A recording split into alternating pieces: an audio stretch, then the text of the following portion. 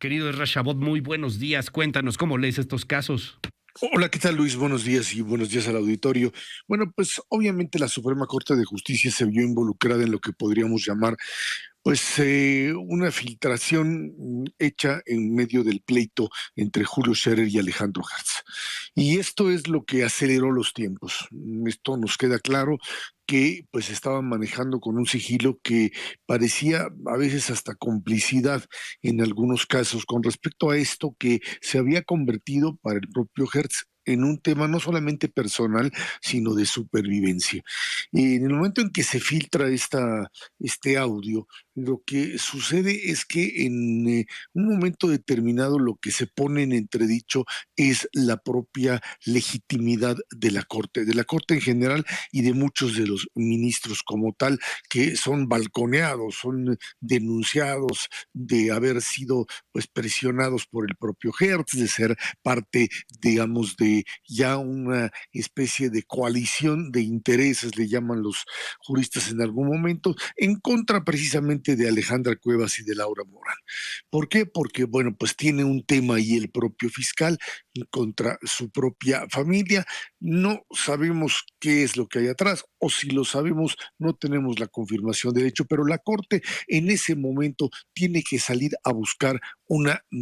salida digna y una salida que más que liberar a Alejandra y a Laura, tiene que liberarse a sí misma, tiene que salirse de este juego en forma inmediata. Y entonces lo que proponen es, pues primero esto que el juez Pérez Dayán planteaba de regresar el caso a un tribunal colegiado y le dicen, no, no, no, no, no, no, porque esto lo que puede ocasionar es otra vez que este caso siga por un largo tiempo y la Corte quede pues totalmente todavía dañada frente a algo que es manifiestamente ilegal. Y entonces deciden por esta nueva sentencia, que es lo que hace finalmente o plantea o planteará el día de hoy a Alfredo Gutiérrez Ortiz Mena de un amparo llano y liso para liberar a ambas mujeres y de esta manera terminar con este asunto. Es una Suprema Corte, Luis, que ha estado sometida a este juego de poderes en donde después de haber sido una corte que después de las reformas del 94 y del 99 alcanzó un alto nivel de autonomía, a pesar de las presiones que siguió teniendo, pues hoy está, digamos que al acecho de un poder ejecutivo que ya tiene el control del legislativo y que pues asume que el poder judicial y la corte tienen que responder en todos los casos y a partir de la consigna de que está o tiene que estar a favor de la cuarta transformación. Y por eso es que este caso que hoy pues simplemente le van a decir al señor fiscal que no procede y que generarán este amparo llano y liso y liberarán a Alejandra Cuevas y Laura Morán, si no es que hay algo que brinque en medio, es una parte que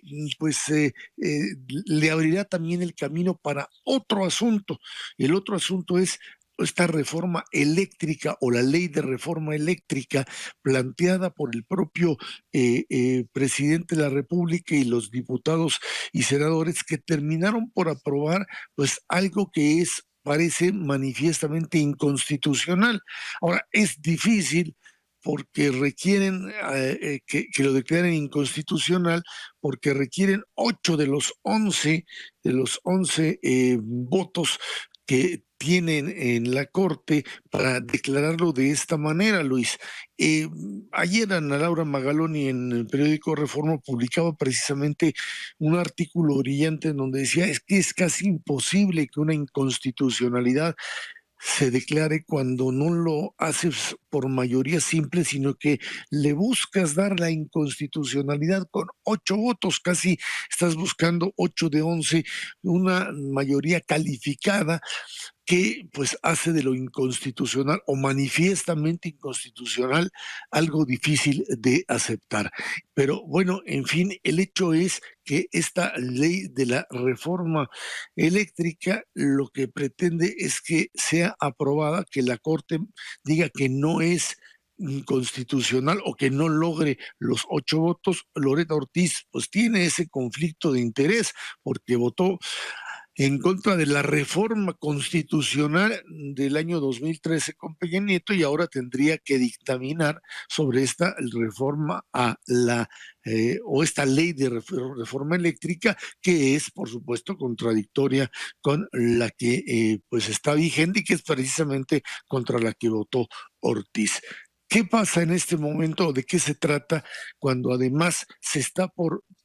votar una reforma constitucional en materia energética? Pues de lo que se trata es básicamente de empezar a probar hasta dónde se tiene la capacidad de poder político para arrasar con todo, de decir tenemos los votos de la Corte y tenemos además, o sea, ahí va a estar la ley de reforma eléctrica que aunque sea inconstitucional será válida y a partir de ello la vamos a añadir a una reforma constitucional que por lo pronto podrá pasar por una fuerza política manifiesta de Morena, aliados y su capacidad de doblegar a los priistas, al menos en Cámara de Diputados, conseguirlo y esperar el momento oportuno de buscar la aprobación en senadores, lo que se ve mucho más complicado, pero esa es la apuesta. Demostraciones de fuerza y un poder judicial, Luis, que se ve manifiestamente presionado y que tiene que responder ahora sí que es su respuesta debida, o se manifiesta autónomo o finalmente pues forma otra vez parte de un poder ejecutivo como lo era en antaño. Como siempre, Esra, muchísimas gracias. Te mando un gran abrazo y te seguimos allí en @izchabot. Muy buenos días. Gracias, buen día, Luis.